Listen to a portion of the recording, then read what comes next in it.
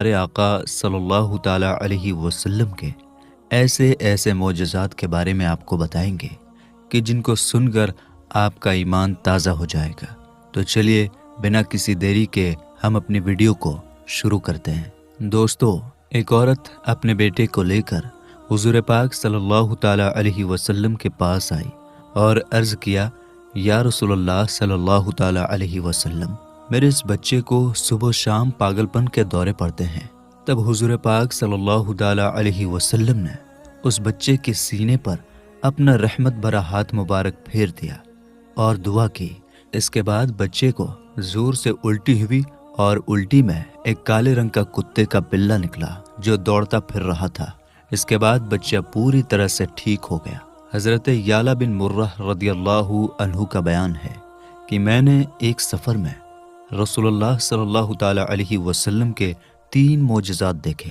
پہلا معجزہ یہ کہ ایک اونٹ کو دیکھا کہ اس نے بلبلا کر اپنی گردن آپ کے سامنے ڈال دی۔ آپ صلی اللہ تعالیٰ علیہ وسلم نے اونٹ کے مالک کو بلایا اور اس سے فرمایا کہ اس اونٹ نے کام کی زیادتی اور خوراک کی کمی کا مجھ سے شکوہ کیا ہے، لہٰذا تم اس کے ساتھ اچھا سلوک کرتے رہو۔ دوسرا معجزہ یہ کہ ایک منزل میں آپ سو رہے تھے تو میں نے دیکھا کہ ایک پیڑ چل کر آیا اور آپ کو ڈھانپ لیا، پھر لوٹ کر اپنے جگہ پر چلا گیا۔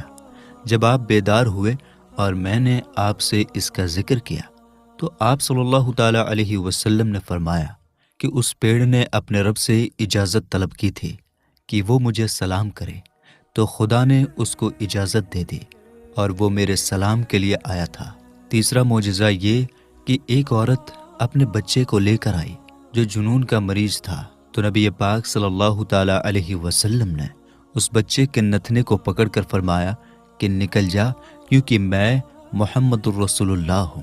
پھر ہم وہاں سے چل پڑے اور جب واپسی میں اس جگہ پہنچے اور آپ صلی اللہ تعالیٰ علیہ وسلم نے اس عورت سے اس کے بچے کے بارے میں دریافت فرمایا تو اس نے کہا کہ اس ذات کی قسم جس نے آپ کو حق کے ساتھ بھیجا ہے کہ آپ کے تشریف لے جانے کے بعد سے اس بچے کو کوئی تکلیف ہوتے ہوئے ہم نے نہیں دیکھا۔ محمد بن حاتب رضی اللہ عنہ ایک صحابی ہیں۔ یہ بچپن میں اپنی ماں کی گود سے آگ میں گر پڑے اور کچھ جل گئے۔ ان کی ماں ان کو لے کر خدمت اقدس میں آئیں اور آپ صلی اللہ تعالیٰ علیہ وسلم نے اپنا لعاب دہن تھوک مبارک ان پر مل کر دعا فرما دی۔ محمد بن حاتب رضی اللہ تعالیٰ عنہ کی ماں کہتی تھی کہ میں بچے کو لے کر وہاں سے اٹھنے بھی نہیں پائی تھی کہ بچے کا زخم بالکل ہی اچھا ہو گیا۔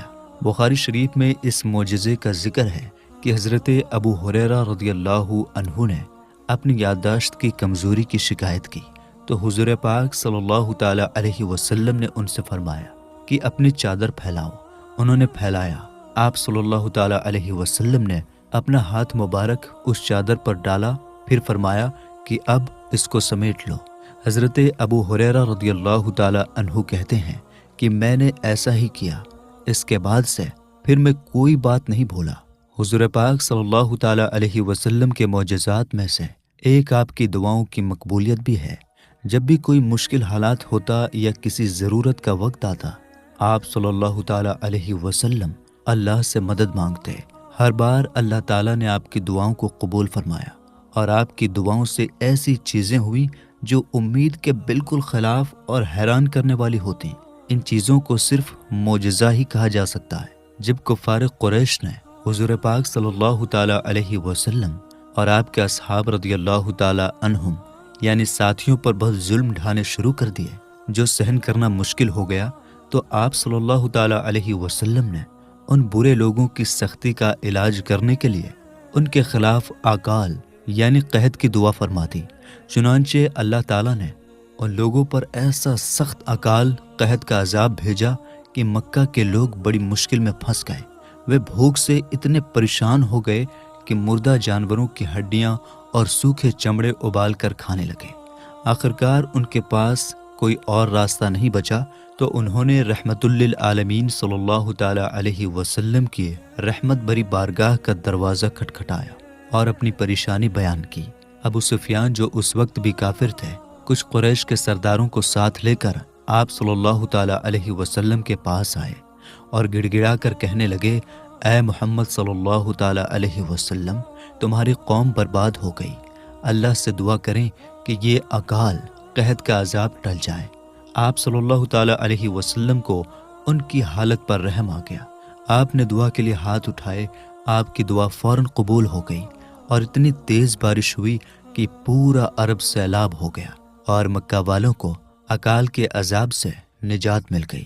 ایک بار حضور پاک صلی اللہ تعالیٰ علیہ وسلم کعبہ شریف کے آنگن میں نماز پڑھ رہے تھے، تبھی قریش کے کچھ سرکش کافروں نے آپ کی نماز کے دوران آپ کی مقدس گردن پر ایک اونٹ کی اوجھڑی لا کر ڈال دی اور زور زور سے ہنسنے لگے۔ وہ اتنے ہنسے کہ ایک دوسرے پر گرنے لگے۔ حضرت فاطمہ رضی اللہ تعالی عنہا آئیں اور اس اوجھڑی کو آپ کی پیٹھ مبارک سے ہٹایا۔ جب آپ نے سجدے سے سر اٹھایا تو ان برے لوگوں کا نام لے کر یہ دعا کی، یا اللہ تو ان سب کو اپنی گرفت میں پکڑ لے۔ اللہ تعالیٰ نے آپ کی دعا قبول کی اور یہ سبھی بدر کی جنگ میں ذلت بے عزتی کے ساتھ مارے گئے اور ہلاک ہو گئے۔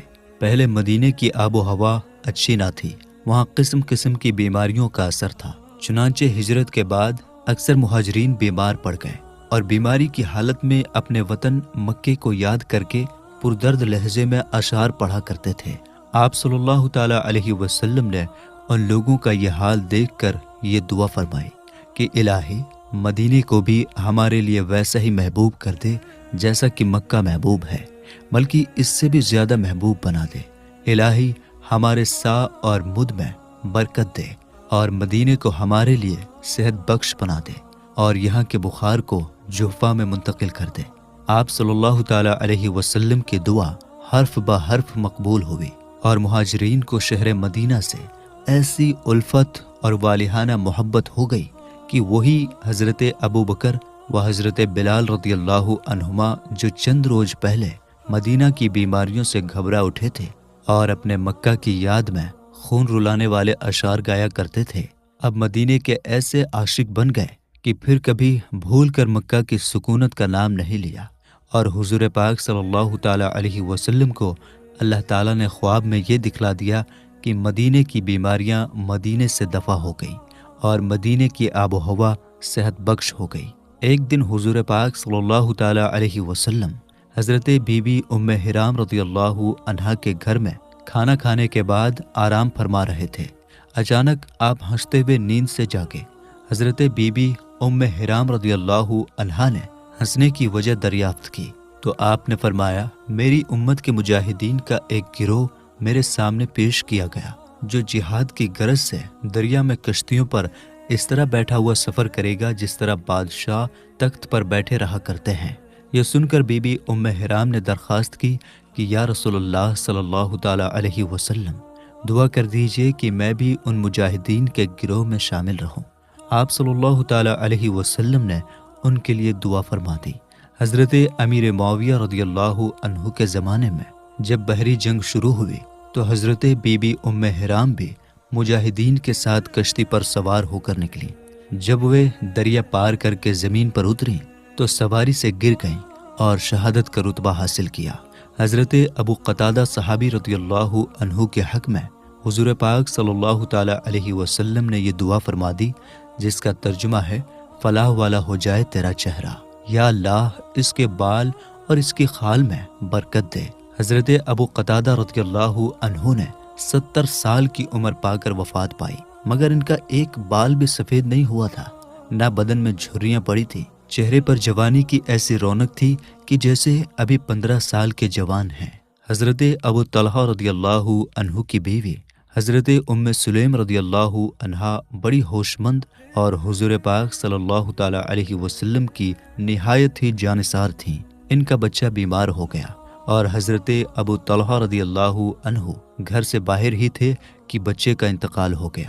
حضرت ام سلیم رضی اللہ عنہا نے بچے کو الگ مکان میں لٹا دیا اور جب حضرت ابو طلحہ رضی اللہ عنہ مکان میں داخل ہوئے اور بیوی سے پوچھا کہ بچہ کیسا ہے، بیوی نے جواب دیا کہ اس کا سانس ٹھہر گیا ہے اور مجھے امید ہے کہ وہ آرام پا گیا ہے۔ حضرت ابو طلحہ رضی اللہ عنہ نے یہ سمجھا کہ وہ اچھا ہے، चुनांचे दोनों मियाँ बीवी एक ही बिस्तर पर सोए। लेकिन सुबह को जब अबू तलहा गुस्ल करके मस्जिद नबवी में नमाज फजर के लिए जाने लगे तो बीवी ने बच्चे की मौत का हाल सुना दिया। हज़रत अबू तलहा रज़ियल्लाहु अन्हु ने रात का सारा माजरा बारगाह नबूवत में अर्ज़ किया तो आप सल्लल्लाहु ताला अलैहि वसल्लम ने इरशाद फरमाया कि मुझे उम्मीद है कि खुदावंद ताला तुम्हारी आज की रात में बरकत अता फरमाएगा।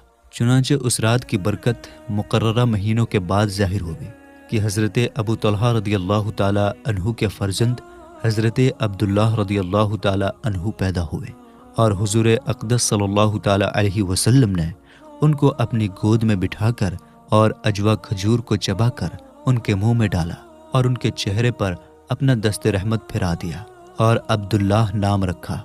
एक अंसारी हज़रत इबाया बिन रिफ़ाआ रज़ियल्लाहु अन्हु का बयान है कि दुआए नबवी की बरकत का ये असर हुआ कि मैंने अबू तलहा रज़ियल्लाहु ताला अन्हु के 9 औलाद